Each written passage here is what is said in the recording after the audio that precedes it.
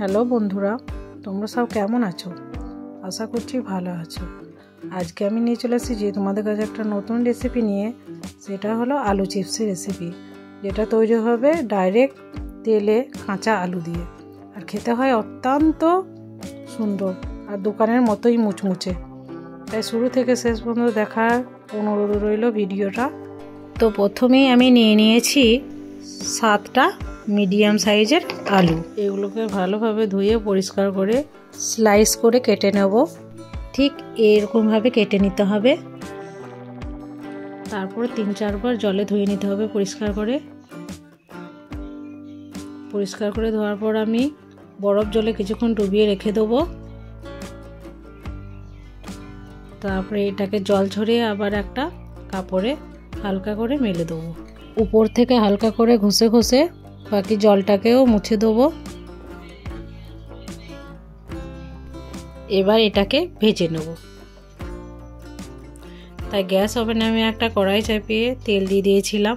তেল এবার গরম হয়ে গেছে। এবার এক এক করে ওই চিপসগুলোকে আমি ভেজে নেব। কিছুক্ষণ এটা টাইম নিয়ে ভেজে নিতে হবে, হালকা আছে লাল লাল করে।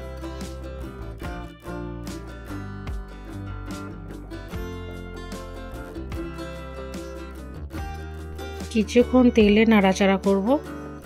তারপরে গোল ব্রাউন হবে যখন, তখন এটাকে তুলে নেব।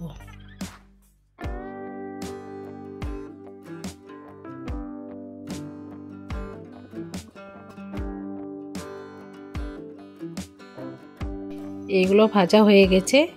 এরপরে এগুলোকে আমি তেল ঝরিয়ে তুলে নেব।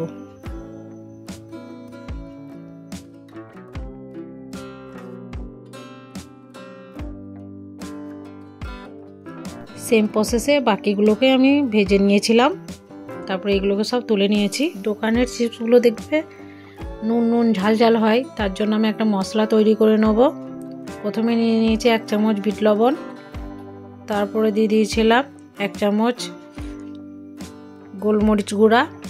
তারপরে দিয়ে দেবো 1 চামচ আমচুর পাউডার। এগুলো ভালোভাবে মিক্স করে নেব।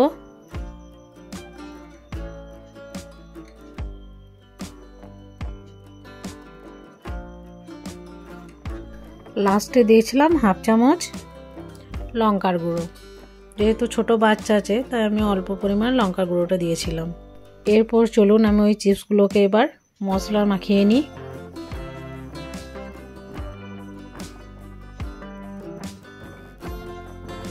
খেতে তো দারুণ সুন্দর হয়েছিল, একদম দোকানের মতোই।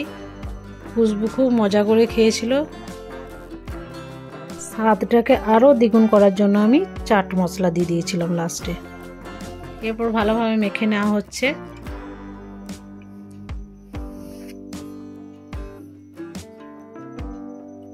তারপর এবার চলো সবাই মিলে আমরা মজা করে ও আনন্দ করে খাই।